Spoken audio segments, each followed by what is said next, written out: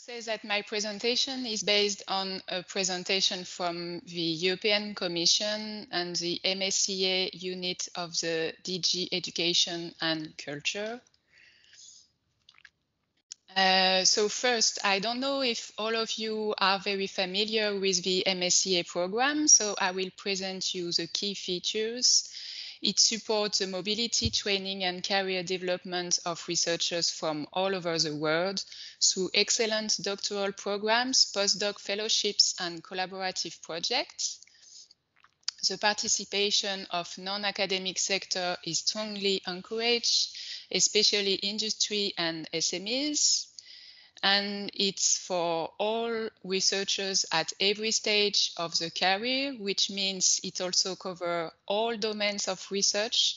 It is a bottom-up approach, and it promotes attractive working and employment conditions. Now, just a few numbers about MSCA. Since the beginning of the action, it has benefited to more than 130,000 organizations worldwide. And in all, it represents 6.2 billion of financial support. 65,000 researchers have been supported, including 25,000 PhDs, and 9 Nobel laureates used to be MSCA fellows, which means 3 winners for medicine, 4 winners for chemistry, 2 winners for physics, and 1 winner for economic sciences. And there also have been an Oscar winner, an MSCA scientist who won a technical Oscar for visual effects on Casino Royale in 2006. Okay, so now I would like just to present you the 4 main actions of MSCA which might be of interest for you. And you will see that you can find them still in the next framework program, even if the wording have been changed. So first you have the Innovative Training Networks, ITN, for researchers at doctoral level. You also have the individual fellowships for postdoctoral researchers, and I will talk today about this action, which is now called the postdoctoral fellowships. You also have the Research and Innovation Staff Exchange and the co-funds. And now I will start talking about the proposed feature of the MSCA under Horizon Europe, proposals from the European Commission, and that the work program for MSCA 2021-2022 has not been adopted yet, so please be careful. Some of the features might change. Okay, so first, the global structure of Horizon Europe. There will be 3 pillars, as it was the case in Horizon 2020. And the MSCA will also be in the Pillar 1, Excellent Science, which aims to reinforce and extend the excellence of Union science base. And now I will talk more about MSCA in Horizon Europe, and first the policy background, which is quite important because this is the kind of things that you will have to refer in your SME application, so it's not only theory. First, it aims to contribute to both the European research area and the European education area. Also, it aims to contribute to the EU external policy objectives and the UN Sustainable Development Goals. Also, it aims to contribute to the climate action target of Horizon Europe and to the European Green Deal objectives. And the underlying principles are open science, responsible research and innovation. There is also a commitment to the European Charter for Researchers and the Code of Conduct for the recruitment of researchers, as well as the innovative doctoral principles. Now I will talk more about greener MSCA in Horizon Europe. So the MSCA has a tangible impact at policy level by setting standards and driving structural change. The objective here is to strive for a significant reduction in the carbon footprint of MSCA projects, increase awareness on environmental issues, promote sustainable behaviors and policies, and support policy and decision making. And of course, the reduction in the carbon footprint is quite important in particular because MSCA is about mobility of researchers. The possible actions are MSCA portfolio analysis, thematic clustering, an MSCA green charter, a green edition of the Researchers' Night, the MSCA Green Awards, and guidance and training on the subject. In overall, there is a continuation compared with the previous framework program. It aims to create an impact on researchers, but also institutions and systems. And it is built upon the strong international dimension of the program. And the goal is to reinforce its intersectoral and its interdisciplinary characters. Actions are streamlined with a clearer identity. Rules are simpler. There are fine-tuned definition and harmonized conditions. The demand management the demand need to be managed because there was a problem of oversubscriptions for some years. So the goal is to maintain high quality, but also attractiveness because the success rate was less and less attractive. The goal is also to strengthen the structuring effect of host institutions.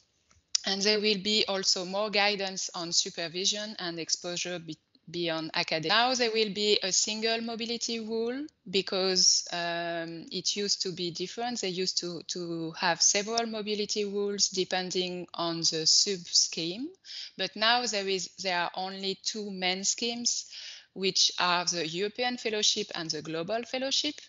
So the rule is that the researchers may not have resided or carried out their main activity in the country of their main host organization for more than 12 months in the 36 months immediately before the applicable reference date.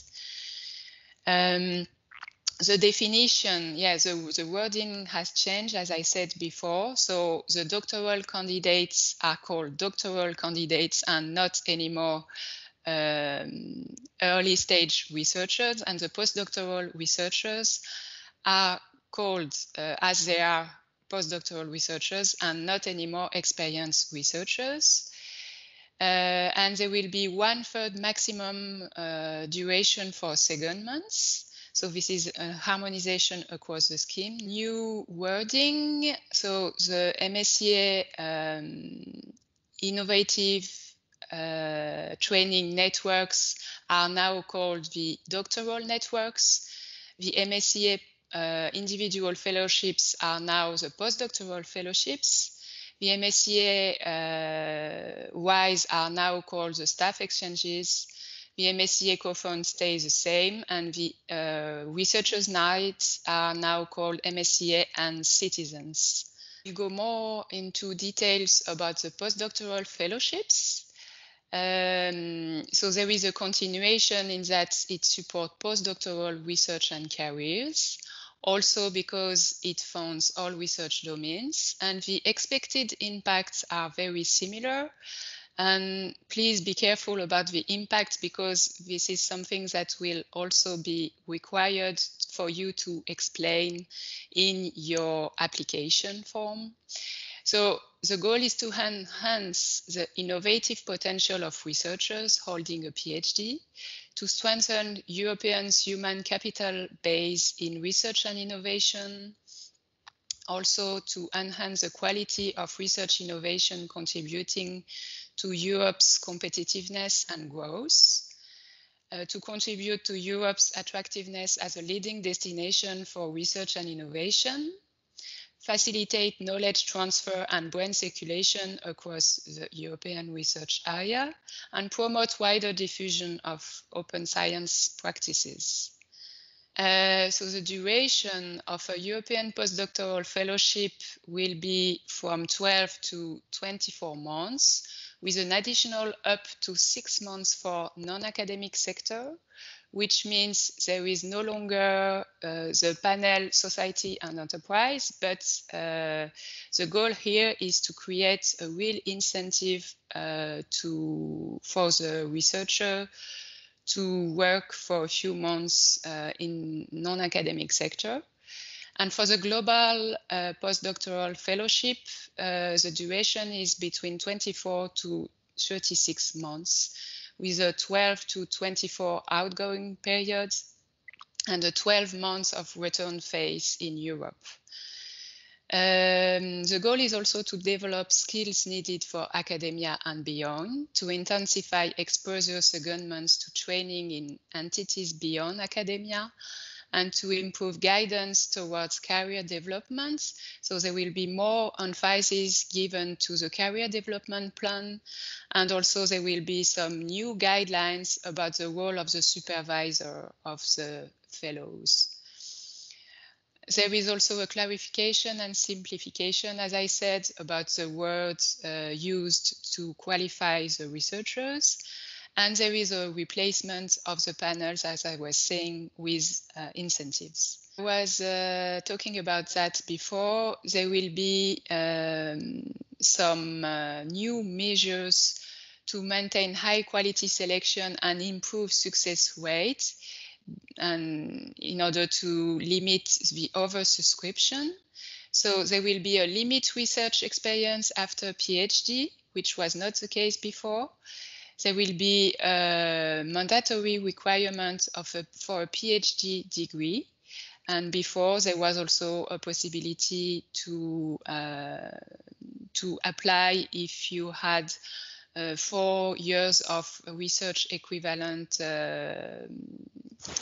after the diploma to embark on a PhD, and this doesn't exist anymore. And the submission will be restricted below quality threshold, which means that it's a yearly call. If, for example, you apply in 2021 and that your score is below quality threshold, you will not be able to apply the year after, which means 2022. This is all I can say about it at the moment. So I will give you some support slides, because I think it's quite important that you know who you can ask for help. So first, it's the support slide of the European Commission. You will have basic information about Marie Curie Action on the website of the European Commission. If you want to know more about the technical dimension, you can already go to the participant portal website, because this is where you will find the call for proposal when it will be published, and it will be published at the beginning of 2021. And here you can also find the social network details and the functional email address. And here, more concretely, the first person you should contact is the UCLouvain contact person for MSCA. And it's Sarah Wilmette, who is among us today. And so there is her professional email address and also the functional email address here. You can also find some details on our NCP FNRS website, and especially on the MSCA page. And here you also have our Twitter information and my contact details. So please don't hesitate to contact me after this presentation. I will be happy to help you. You can also benefit from the support of other national contact points, and this is very important in your case, because of the mobility rule, you cannot apply if you are already in UCLouvain. in UCLouvain as a host institution, which means you will have to find another host institution outside Belgium. So the first thing you should do is to contact the MSCA national contact point of the country where the host institution is situated. So you can do a search by country and by function by clicking on this link. There is also the European network of MSCA NCPs called Net for Mobility Plus. I really encourage you to click on this and to have a look on the scientific community page, because here you have a lot of resources such as flyers, question and answers blog, handbook to help prepare the application, expressions of interest, success stories, statistics, webinars, presentation. Of course, at the moment, there are no specific information about the next call because, as I said before, it is not published yet, and there are some details that need to be finalized. But if you don't know anything about the individual fellowship or now what is called the postdoctoral fellowship, it's very useful, I think, already. Finally, so for the official links and documents, if you want to have a look, you can reach the last IF call under Horizon 2020. Of course, it's closed, as I said, but it can give you an overview of what you can expect for the next call. And the next step will be, of course, the publication of the 2021 MSCA Postdoctoral Fellowship call, which should happen, if it's not different from the previous years, in April next year. And it includes the 2021 and 2022 MSCA work program, as I said before. But another very important document for you is a guide for applicants when you have a lot of details about how to fill in your application forms and so on. That was all for my presentation. I see that I don't have too many questions. I hope there will be more now, and I just would like to thank you very much for your attention and to wish you a very good luck with